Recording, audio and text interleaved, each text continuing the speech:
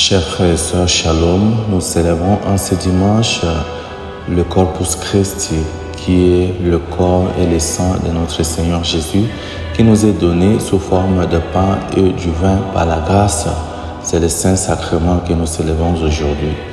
Frères et sœurs, chacune de nous a une certaine expérience de la faim, le manque de nourriture, et de la soif, le manque de boisson. Ça nous fait manquer de force, ça nous déshydrate. Nous manquons de force pour continuer nos activités. Ainsi, le Seigneur qui s'offre en nous sous forme de pain et du vin voudrait bien nous renforcer dans notre pèlerinage, dans notre vie chrétienne, afin que nous ayons la force nécessaire de continuer notre marche vers lui. Ainsi, frères et sœurs, la mendication a certaines valeurs. La mendication, le manger, a une certaine valeur dans notre vie, mais surtout aussi comme Africains.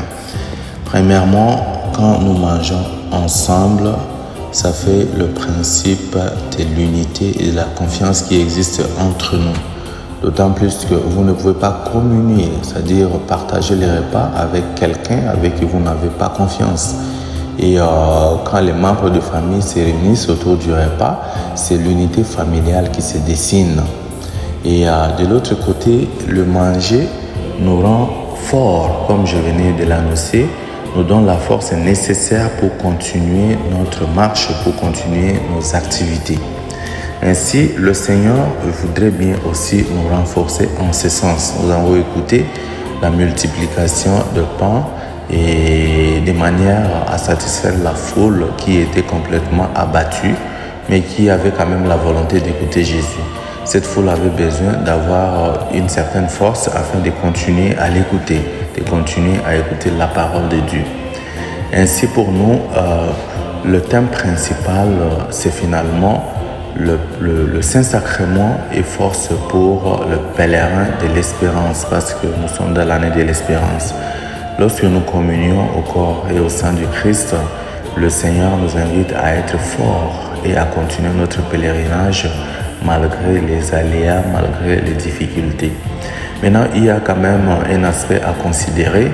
Nous voyons aujourd'hui que plusieurs personnes communient au corps et au sang du Christ, alors que la vie comme telle, la vie des chrétiens ne change pas beaucoup à bien. Ce qui veut dire que l'Eucharistie reçue ne correspond pas à l'Eucharistie vécue. Il y a un écart entre les deux réalités. L'Eucharistie devrait nous donner la force pour pouvoir évoluer dans le bien, pour devenir de bonnes personnes, pour devenir de bons chrétiens, de bonnes chrétiennes. Alors quand il y a cette dichotomie, ça veut dire que notre prédisposition à recevoir le Seigneur n'est pas toujours bonne. Combien nous voyons les dimanches le nombre toujours élevé de chrétiens et chrétiennes qui communient au Saint-Sacrement alors que les confessionnals se vident. Le Seigneur est même très clair là-dessus et surtout aussi Saint Paul dit quand vous ne communiez pas dans un état de grâce, vous vous attirez la condamnation. Nous proposons assez que nous qui communions au corps et au sang du Christ, pour qu'il ait vraiment effet dans notre vie, qu'il ait impact, nous devons très bien nous préparer et spirituellement afin que le corps et le sang du Christ vraiment nous donnent la force nécessaire pour évoluer. Mais aussi, l'Eucharistie, comme je l'ai dit aussi, nous rend une famille. Et même les espèces que nous utilisons, surtout dans notre église, c'est les mêmes espèces partout. Vous partez à Rome, vous partez à Jérusalem, vous partez partout, ce sont les mêmes espèces et ça fait l'unité de l'église. Nous sommes appelés aussi finalement à renouer cette unité comme une même famille lorsque nous rassemblons et à côté finalement de la Sainte Table. Prions aujourd'hui afin que le Seigneur nous aide, nous qui sommes en marche, en pèlerinage vers le Père, afin que notre communion au corps et au sang du Christ nous donne la force nécessaire. Et cette force ne peut être effective que si notre prédisposition à le recevoir est vraiment recte. Que le Seigneur nous aide afin que nous demeurions de bonnes personnes qui, unies au Christ, finalement, donnent le visage d'amour, de paix, comme le Christ lui-même l'a émulé. Amen.